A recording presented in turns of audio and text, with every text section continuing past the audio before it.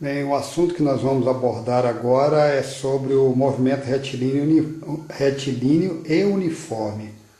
Então, antes de falar no movimento retilíneo, definir o que é um movimento retilíneo, vou mostrar um que não é retilíneo, ou seja, um movimento curvo. Então, se nós tivéssemos aqui um plano, representado aqui por esse par de eixos coordenados x, y, e nós tivéssemos um corpo que se move segundo essa trajetória que está desenhada aqui com essa linha preta, começando aqui na posição x0, indo para a posição x1, x2, x3, x4, no instante t0, t1, t2, etc. Ou seja, x0, y0, x1, y1, x2, y2 e assim por diante. A gente observa que os vetores posição, representados por esses vetores vermelhos, eles não repousam sobre uma mesma reta, porque o movimento é curvo.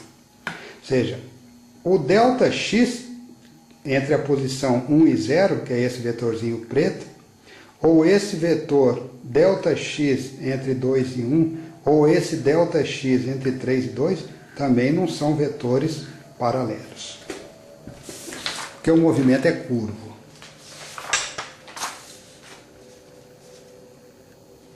Movimento retilíneo acontece em cima de uma reta. Só pode ir para a direita ou para a esquerda, com apenas 1 grau de liberdade. A origem do eixo está aqui. O meu sistema de referência agora é apenas essa. Tem aqui a origem dele, e ele é representado por essa reta apenas. No instante t igual a t0, o corpo se encontrava nessa posição x0, t1 se encontrava na posição x1, t2 se encontrava na posição x2 e está se movimentando para a direita. O vetor posição, na hora que eu liguei o relógio, é esse que está aqui. No instante t1, o vetor posição era esse. No instante t2, o vetor posição é esse. Esse vetor posição com esse são todos vetores paralelos. Isso é uma característica do movimento retilíneo. Vetor deslocamento x1 menos x0 entre os instantes t0 e t1 é esse que está aqui em vermelho. Vetor deslocamento entre t0 e t2 é esse que está aqui, ΔX1 e ΔX2. Vetor de deslocamento. Vetor de deslocamento no movimento retilíneo são paralelos. Todos os vetores posição são paralelos, todos os vetores de deslocamento do movimento retilíneo são paralelos.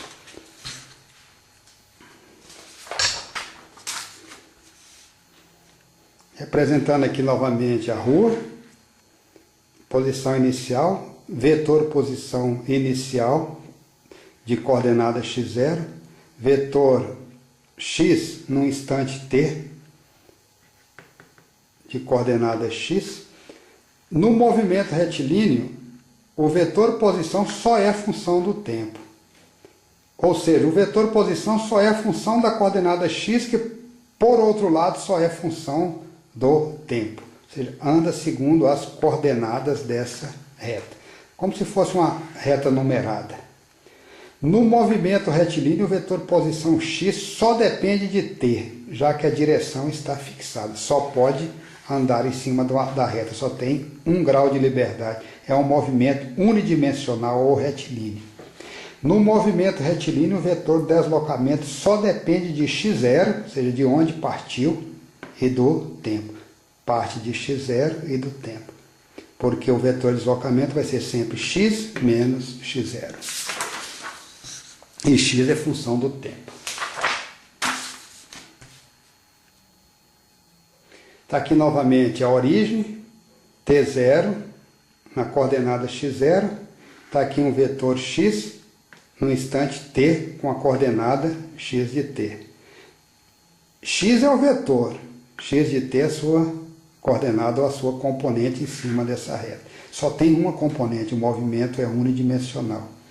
O movimento com apenas 1 grau de liberdade, o ponto material só pode movimentar-se para frente ou para trás. Começa aqui em x0, vai para frente, começa em x0 e vai para trás.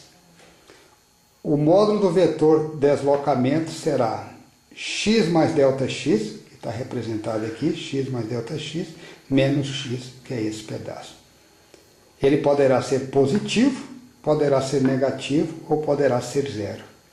Vai depender se ele começou em x e foi para a direita, começou em x e diminuiu o seu deslocamento.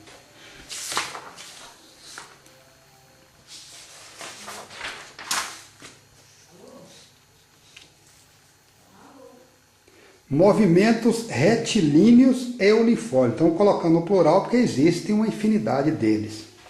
Está aqui a origem, está aqui o eixo x. O corpo só pode caminhar segundo essa direção, que está aqui. Só segundo a direção x. Nesse exemplo A, nós estamos colocando que o corpo começa a andar exatamente na origem. Ou seja, na hora que eu disparo o relógio, no instante t0, que pode ser zero ou não para o relógio, o corpo se encontrava em x0 igual a zero, então começa na origem. No instante t1 está na posição x1, t2, x2, t4, t6, x6 e assim por diante. Δx nesse movimento aponta para onde? Aponta para a direita. O módulo do vetor Δx vai ser x mais Δx menos x. Nesse caso, a intensidade desse vetor Δx vai ser positiva.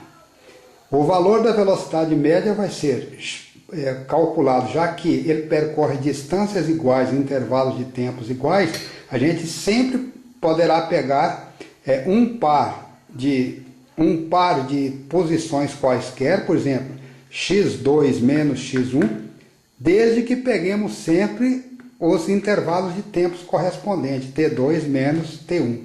Poderíamos pegar também x4 menos x1, t4 menos t1.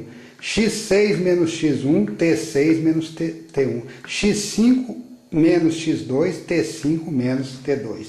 Já que ele percorre sempre intervalos, distâncias iguais, intervalos de tempos iguais. O módulo do vetor velocidade instantânea é igual ao valor da velocidade escalar, porque o movimento é retilíneo e uniforme. A uniformidade dele faz com que o valor médio seja igual ao valor instantâneo. E a direção do vetor velocidade é a direção de Δx. Estava aqui e veio para cá. Δx está apontando para a direita. Estava aqui, depois desse todo intervalo de tempo, movimentou para cá. Então, o vetor velocidade aponta para a direita.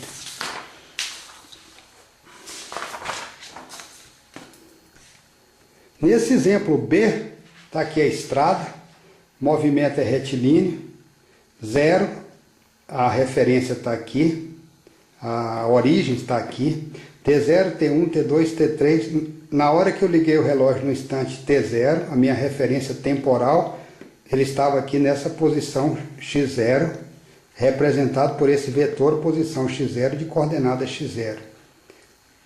No instante t2, estava nesse vetor posição x2 representado pela coordenada x2. x0, coordenada x0, x2 de coordenada x2, x4 de coordenada x4 e assim por diante. Δx continua apontando para a direita, V aponta para a direita. Δx é esse pedaço aqui, ó. Δx aponta para a direita. E o valor do módulo do vetor velocidade vai ser x em t mais ΔT menos x em t mais ΔT menos em t, Δx sobre ΔT. Pode ser calculado dessa forma.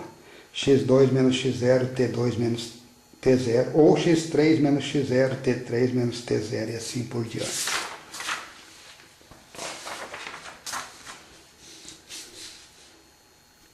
Esse exemplo C aqui é interessante, a origem está colocada aqui nessa posição, o eixo X cresce para a direita, na hora que eu disparei o relógio, o corpo se encontrava na posição x0, depois ele passou aqui pela posição 0, que é a posição x1 é a posição